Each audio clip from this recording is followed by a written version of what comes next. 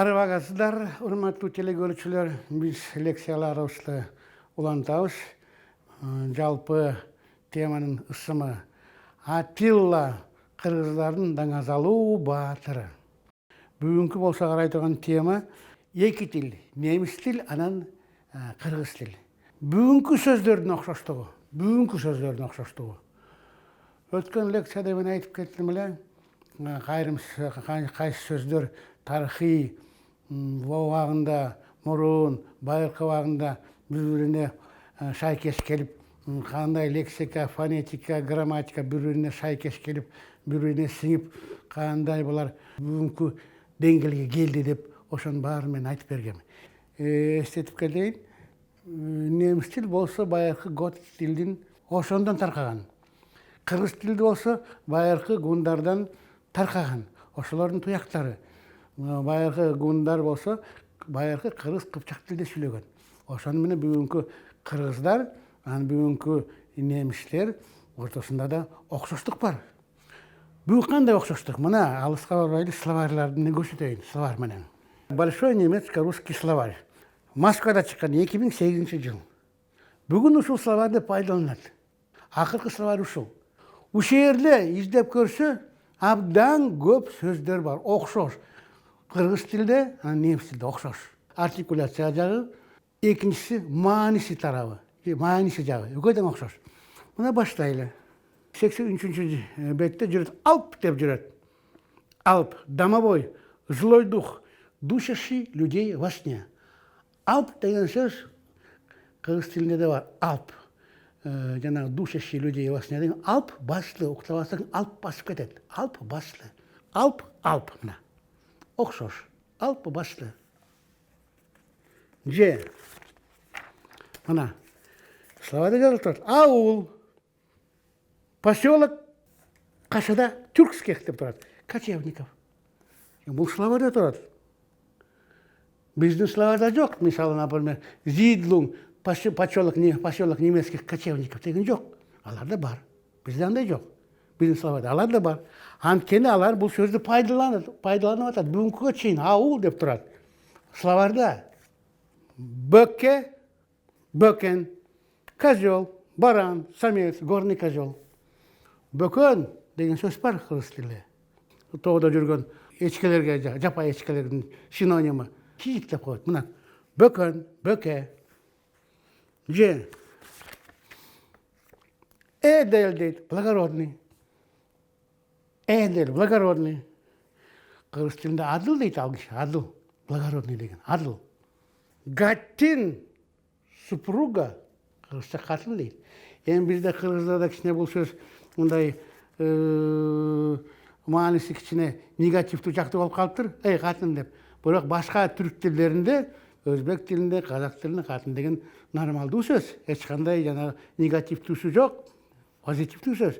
Мисалы, бизде мурун кыз келиндер институту десе, алар кыздар хотун кызлар институту дечи, жанагы Жемпеттерде, Ташкенттеги хотун кызлар институту дечи. Же кайык, мына турат словарьда, кайык. Кайык деген сөз. Бизде бар кайык деген сөз. Же мына жанагы дагы бир айтып кетейин, камел дейт, верблюд. Каймал. Дагы бир айтып кетейин, каймал деген бул жанагы жылкыларды үйүргө кошкондо анын ысымы башкача болуп калат. Жалпылама ысымы аттарды үйүргө кошкондо жылкы болуп калат. Төөлөрдү үйүргө кошкондо алардын жалпылама ысымы каймал болуп калат. Атанын эркеги, төөсү, ургачысы каймал болуп калат бардыгы. Же мына кот дейт. Грязь, нечистоты, экскременты, эми кыргыз тилинде бар. Кот деген сөз. Бул жаман сөз эмес эч кандай. Биз эле жаман кылып алдык. Словарьды ачкыла, Юдахинин словарьында турат, собсонунда сөз, нормалдуу сөз, эч кандай негативдүү эмеси жок. Кот деген сөз мындагы эмелери бар экен. Эмелери мындай сөз айкаштар бар экен. Мисалы, карап тур, ал көтүмөн келатат. Мен артыман келатат деген сөз. Ошо словарьда турат. Эч кандай негативдүү нерсеси жок. Биз бүгүн негатив жагын чыгарып алдык. Эч кандай негативдүү жок. Экинчи томун алалы. Экинчи томун. Экинчи тамда мындай жүрөт. Морт деп жүрөт. Смерть, убийство, умерщвление. Кыргыз тилинде фонетикалык варианттары 3-4. Морт, мерт, мүрт, мүрт кетти, мерт болду, морт болду. Мисалы бир жаңы кийим алып берсең балаңа айтасың да, жаның бек болсун, bunun mort bolsun dep, antkeni manisi mындай жана кийим ескирсин, жыртылсын, сен жаның бек болсун деген сөз да. Жаның бек болсун, мунун кийимиң морт болсун дейт. Морт, мерт, мүрт.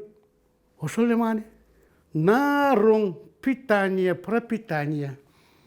Кыргыз тилинде да бар сөз. Нара. Ошол эле маани. Словарды карагыла. Biz bugün süylebey kaldık nara degen sözlü. Antkeni başka süylep kaldık, tamak dep süylep kaldık. Tamak içem. Tamak içtin mi? Morun süylöçü. Kırgız tilinde. Nar aldın mı? Tamak içtin mi degen söz. Nar. Narun. Nevişçe. Je, mına. Papel. Zakarmливать. Баловать. Kırgız tilinde var. Böpölötü. Papel. Böpölötü. Böpölöp bağat eken деген söz. Bal buydu o. Mına. Tarpan. Лошадь. Kırgız tilinde tarpan деген söz. Мындай at. Biroq bir münözlü at da. Баспай калат. Же жатып алат. Укпайт. Жанагы кемелерди, командалар, буйруктарды укпайт. Жалкоо at. Ошону тарпан дейт кыргыз тилинде. Словада көрүлү, жазылып турат Словада Юдахинде. Ай, менин атымды ал. Бирок менин атым тарпан. Камчыңды жаныңа ала жүр дейт. Же тастен, кыргызча тастен. Тастыктоо. Устанавливать, выявлять, нажимать. Тастыктоо. Мына чоп. Чоп. Эки мааниде. Биринчи çöp, ikinci çaç. Kırgız tilinde çöp degen manisi kaldı, çaç degen manisi kaldı. Çöp. Daha aytıp keteyim, Gunların arasında jalan bayırkı Germanlar emez, Gotlar emez, jalan bayırkı Kırgız Kıpçak emez, dagı Slavyanlar var bolçu. Slavyanlar var bolçu. An Slavyanın tilleri, okşo mezgildeki tilleri bugün de saktалып kaldı kırgız tilde, Slavyan tillerinde. Misal orus tilinde. Buna gunça japay piyastı çırımşak deçi. Çırımşak. Bugün kırgız tilinde sarımsak deytini. Ant tilinde çırımşak deyt. Je jana skladlı anbar deçken gun tilinde bugün kırgız tilinde al anbar degen jogolup ketti, bирок kampa болып kaldı. Bирок ant tilinde, bugün orus tilinde ambar. Je аттын üstüne салатыган ер тоқымдын алдына атты жабатыган. Bugün orus tilinde, ant tilinde, orus tilinde çeprak. Je gun tilinde kaman. Bugün orus tilinde kaban. Janagı ele çöp. Orusça, antça bugün çupçuk deyt.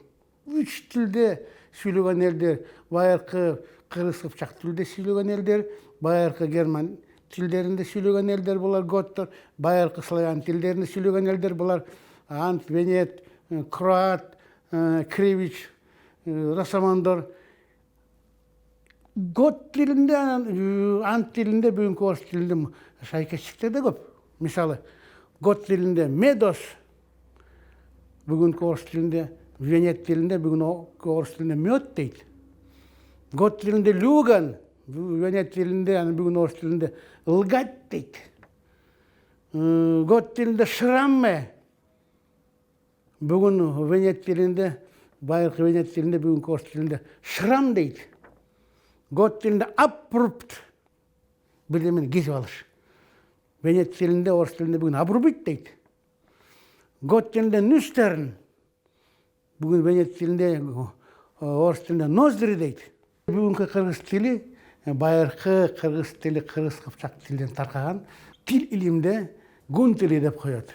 Бүгүнкү орус тил, украин тил, белорус тил байыркы славян тилдерден таркаган. Славян тилдерин жанагы сүйлөгөн бурулар анда ант, венет, кроат, росомон, русичтер ошондой ысымдарга ээ болчу. Бүгүнкү немис тилдери, англосакс тилдери, башка жанагы дат, норвег, исланд, башка тилдери байыркы гот тилден таркаган. Анан ошонун жанагы таасири бүгүнкү немис тилинде абдан көп. Бирок дагы таң калыштуу, ошо гот тили менен бүгүнкү кыргыз тилинде бун тили аркылуу дагы эле шайкештиктер көп. Муну гот тилинин словарин ачалы. Мына гот тили словарь бар бул жерде. Словарьда мындай турат. Мына ант клятва. Ант. Же арман жалится, кыргызча арманда калуу.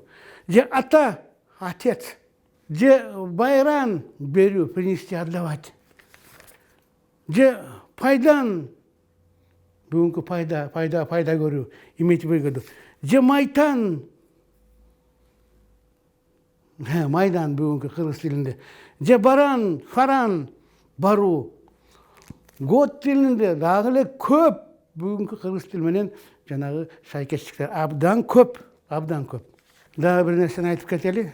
Гун тилдердин наамдары көпчүлүгү кыргыз кыпчак тилден таркаган. Мисалы бүт кандардын ысымдары анан жанагы мындай белгилүү даңазалуу гундардын арасындагы адамдардын ысымдары бардыгы кыргыз кыпчак тилинен таркаган. Мисалы Ругилла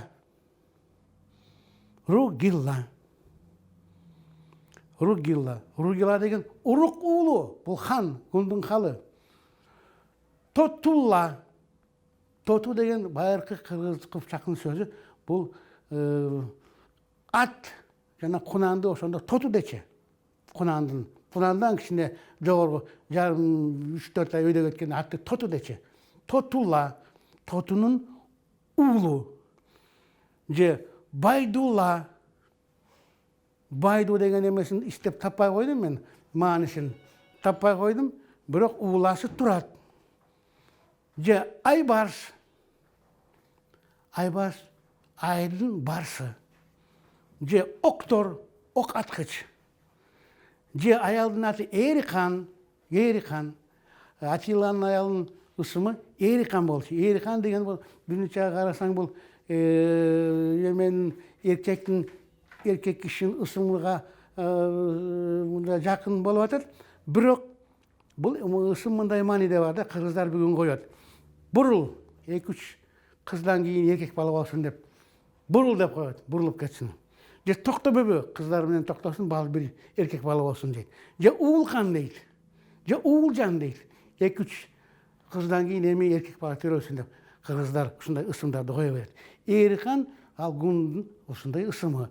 2-3 кыз болду, эми эркек бала болсун деп. Муну китепте 83 бетте мына гун империядан деп. Да шунен райш, иштомбона. Венгрдин окумуштуусу жазган муну. Бул классика. Жазылып турат. Бүт гундардын жана хандардын, адал адамдардын, даңазалуу адамдардын ысымдары баары кыргыз кыпчак тилинен таркаган деп жазылып турат. Мына ушул жерде жана Ругиланы айтып кеттим.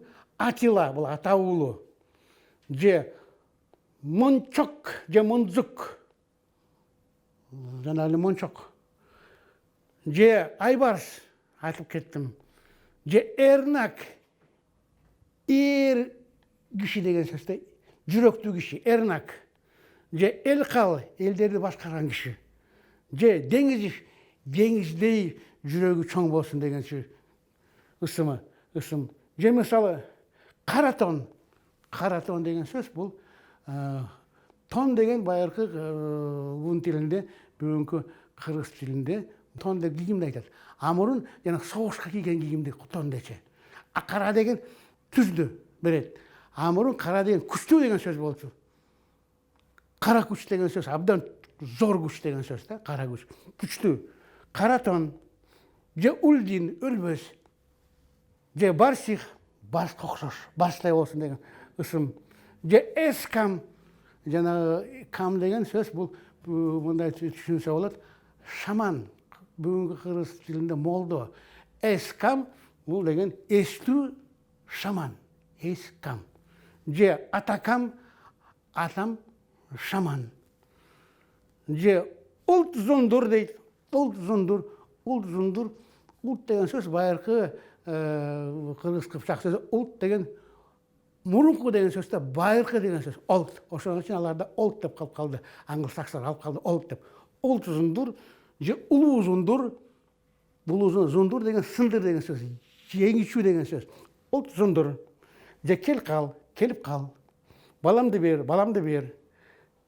Ушундай ысымдар мына жазылып турат. Бүт кыргыз кыпчак ысымдары деп мына Ислам Борн жазып атат.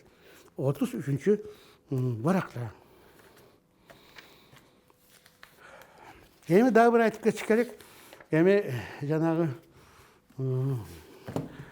кандын канга келип ант бергенде, жана кандын ишине өткөндө, кандын жумушуна өткөндө, жана баатырлар мындай ант берчү ушундай табылды эмеде, тарыхта. Мындай ант берчү экен. Байыркы гун тили. Эгарда утүрүк айтасам, коко тенгир атсын. Бул дайнада иманам буйрбасан. Бул дайнада бал масыбынан игилиген көрманан. Эгерде мен калп айтсам, мени Кудай урсун. Бул дүйнөдө имансыз болуп калайын. Бул дүйнөдө жанагы өзүм маалымдан көргөн ийгиликтерди көрбөй калайын деген сөз. Ушундай ант берчү экен. Негизги анты ушундай экен, жанагы гундун ханына ишине, кызматына киргенде. Ошо менен бүгүнкү лекциябыз сонго чыкты. Сизге каныңарга чоң рахмат. Окунга чейин.